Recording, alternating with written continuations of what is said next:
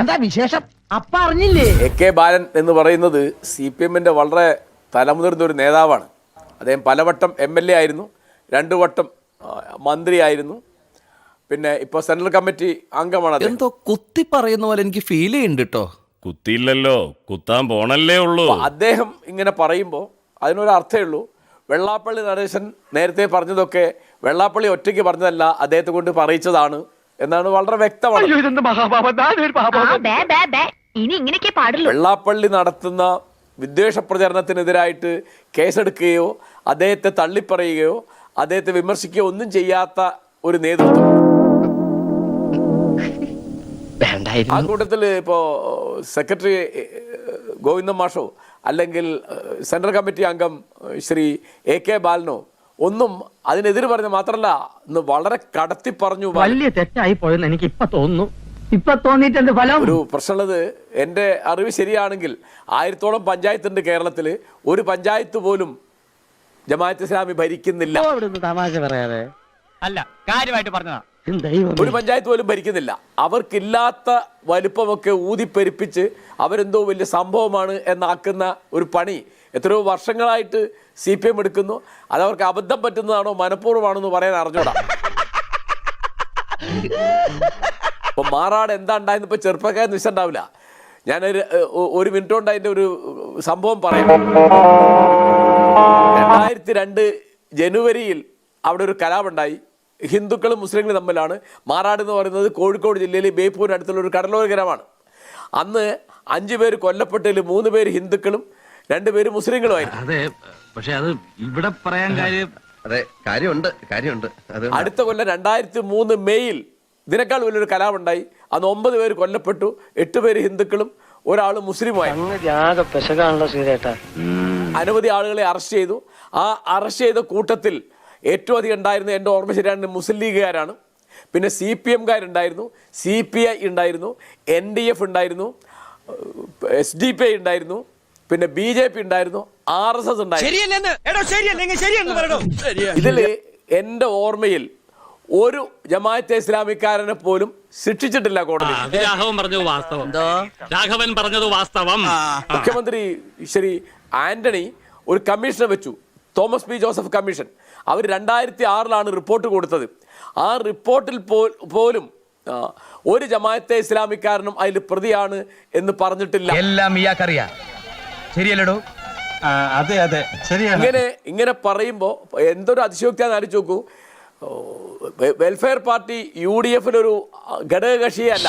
എന്താ ആ പ്രതീക്ഷയും ഒരു MLA പോലും അവർക്ക് കേരളത്തിലില്ല, അടുത്തൊന്നും ഉണ്ടാവാൻ ഒരു സാധ്യതയില്ല. ഈ അവസ്ഥയിലാണ് ശ്രീ AK ബാലനെ പോലെ തലമുതിർന്ന ഒരു നേതാവ് അടുത്ത UDF ഭരണം വന്നാൽ ആഭ്യന്തര വകുപ്പ് ജമാഅത്ത് ഇസ്ലാമിക്കായിരിക്കും എന്ന് പറയുന്നത്. അത് മുഴുവൻ ഹിന്ദു വർഗീയതയെ പ്രകോപിപ്പിക്കാൻ. നാട് ഭരിക്കാൻ വലിയ കഴിവൊന്നും വേണ്ട, പക്ഷെ ഒരു നാട് മുടിക്കാൻ കഴിവ് വേണം. അപ്പോ ഇത്ര തരംതാണ രീതിയിൽ CPM-ന്റെ നേതാക്കന്മാര് പെരുമാറുകയും പ്രസംഗിക്കുകയും ചെയ്യുന്നത് മൊത്തം നാണക്കേട്. ഔചിത്യം എന്നൊരു സാധനമുണ്ട്. ഒരു മനുഷ്യനെ കുറച്ചൊക്കെ ഔചിത്യം. വെള്ളാപ്പള്ളി നടേശൻ ഉണ്ടാക്കുന്ന ചേരിതിരിവുണ്ട്. അതിപ്പോൾ കൃത്യമായിട്ട് കാണണമെങ്കിൽ ഫേസ്ബുക്കോ വാട്സപ്പോ യൂട്യൂബോ നോക്കണം. അല്ലെങ്കിൽ ഇപ്പോൾ ചായപ്പീടിയയിലും പള്ളികളിലും ട്രെയിനുകളിലും ബസ്സുകളിലും കല്യാണപ്പന്തലിലും ഒക്കെ അത് വർത്തമാനമുണ്ട്. അതിന്റെ പണി ഒന്നുകൂടി മുന്നോട്ട് കൊണ്ടുപോവാണ് നിർഭാഗ്യവശാൽ ശ്രീ ബാലൻ ചെയ്തത്. കാരണം മാറാട് എന്ന് വീണ്ടും ചർച്ച വരുമ്പോൾ അത് മുഴുവൻ മാന്തി പുണ്ണാക്കുക എന്നുള്ളൊരു പണിയാണ്. ഈ പാടിന്റെ പുറകിൽ ഒരുപാട് കഥകളുണ്ടല്ലേ ഈശോ മറിയ ഔസേപ്പേട്ട. ഉണങ്ങിയ മുറിവ് മുഴുവൻ മാന്തി പൊളിക്കുക, അത് മാന്തി പുണ്ണാക്കുക എന്നുള്ള ഒരു കെട്ട പണിയാണ് നിർഭാഗ്യവശാൽ CPM-ന്റെ നേതാവ് AK ബാലൻ ചെയ്യുന്നത്. നിങ്ങൾക്ക് മാത്രമല്ല എനിക്ക് നാണക്കേടാ. ബഹുമാനപ്പെട്ട മുൻ നിയമമന്ത്രി ശ്രീ AK ബാലൻ ഒരു ചെറിയ കാര്യം ഓർമ്മിപ്പിക്കേണ്ടതുണ്ട്.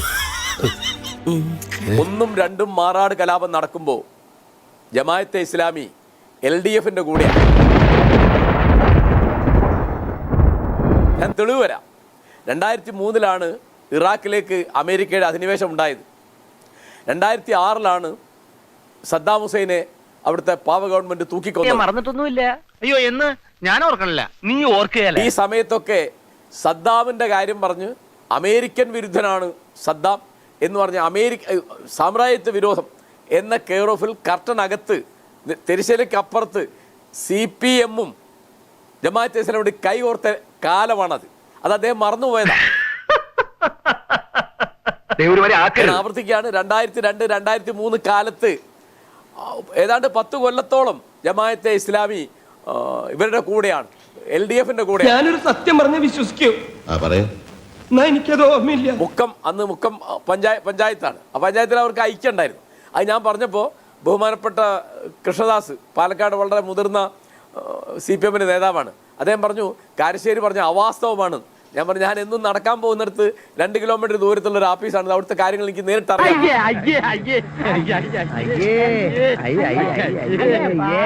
അപ്പോ അന്നത്തെ CPM-ന് പലപ്പോഴും ചെയ്യുന്നത് എന്താ, അവരുടെ രീതി എന്താണ്, ഞങ്ങൾക്ക് തെറ്റുപറ്റിയെന്ന് പറയില്ല. അപ്പം ഞാനൊരു ചെറിയ ഉദാഹരണം പറഞ്ഞുതരാം. കമ്പ്യൂട്ടർ വന്നപ്പോൾ അവരതിനെ എതിർത്തു. അന്നത്തെ ഒരു മുദ്രാവാക്യം ഇപ്പോഴും എൻ്റെ കാതിലുണ്ട്, എന്നിട്ടാകാം കമ്പ്യൂട്ടർ. എന്ത് ചെയ്യുന്നതിന് മുമ്പും ഒന്ന് ആലോചിക്കണം, വെറുതെ എടുത്തു ചാടരുത്. എന്താ ഇപ്പൊ എടുത്തു ചാടിയാല് കുണ്ടി കുത്തി വീഴും. ശ്രീനിവാസൻ ഒരു സിനിമയിൽ അത് കാണിച്ചു. ക്യൂബ മുകുന്ദൻ എന്നുള്ള ക്യാരക്ടറായിട്ട്, അറബിക്കഥ എന്നാണ് സിനിമയുടെ പേര് ഞാൻ ഓർക്കുന്നത്, അതിലത് കാണിക്കുന്നുണ്ട്. ഇപ്പോൾ ഫേസ്ബുക്കിലും വാട്സപ്പിലും യൂട്യൂബിലും മുഴുവൻ CPM പറയുന്നത് അങ്ങനെ ഒരു സമരമേ ഉണ്ടായിട്ടില്ല. ₹1,00,000 പറഞ്ഞാലും ഇമാതിരി നാണം കെട്ട വർത്താനം പറയാൻ എന്താ ഉണ്ടായത്? ശ്രീനിവാസൻ CPM വിരോധം കൊണ്ട് സിനിമ വഴി പ്രചരിപ്പിച്ച ഒരു കള്ളമാണത്. കമ്പ്യൂട്ടറിനെതിരായിട്ട് സമരം ചെയ്തിട്ടില്ല. അത് ഞങ്ങൾക്ക് അന്ന് തെറ്റുപറ്റി, അബദ്ധം പറ്റി, ഞങ്ങൾ പിന്നെയാണ് തിരിച്ചറിഞ്ഞതെന്ന് പറയില്ല. അത് പൊതുവെ നമ്മുടെ രാഷ്ട്രീയക്കാർക്ക് ആർക്കും ഇല്ല. ഇപ്പോൾ കോൺഗ്രസ് ആണെങ്കിലും മുസ്ലിം ലീഗ് ആണെങ്കിലും BJP ആണെങ്കിലും ഒക്കെ തെറ്റുപറ്റി എന്ന് പറയുന്നത് അത്യപൂർവമാണ്. CPM ആണെങ്കിൽ കൃത്യമാണ്, അങ്ങനെ ഒരു സംഭവം ഉണ്ടായിട്ടില്ല എന്ന് അടച്ചാക്ഷേപിക്കും. മാറാട് കലാപം നടക്കുമ്പോൾ LDF-ന്റെ കൂടെയാണ് ജമാഅത്തെ ഇസ്ലാമി എന്ന് നമുക്ക് ദേശാഭിമാനി വെച്ച് തെളിയിക്കാൻ പറ്റില്ല. പക്ഷേ അത് അവരെ കൊണ്ട് സമ്മതിപ്പിക്കാൻ പറ്റില്ല. അത് വെറുതെ പറയാന്ന് പറയും. ഇപ്പോൾ സാറിന് പറയാറുണ്ട്, മാർക്സിസ്റ്റുകാരെ തോൽപ്പിക്കാനല്ല പ്രയാസം, തോറ്റു എന്ന് അവരെ കൊണ്ട് അംഗീകരിപ്പിക്കാനാണ് പ്രയാസം.